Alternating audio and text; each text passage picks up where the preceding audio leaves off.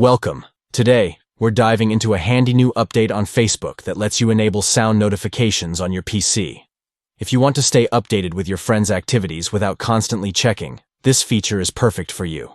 Let's walk through the steps together. First, open your web browser and head over to facebook.com. Once you're logged in, look at the top right corner of the page.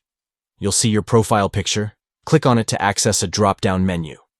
Next, find and click on Settings and Privacy. This will give you more options to customize your Facebook experience. From there, select Settings. Now, scroll down until you find the Notifications section. Click on it to open your notifications settings. Keep scrolling down until you reach the Browser section. Here's where the magic happens. Enable push notifications to start receiving alerts directly on your browser. Lastly, you'll see an option that says, play a sound each time a notification is received. Make sure to enable this feature so you'll hear an audio alert whenever you get a new notification.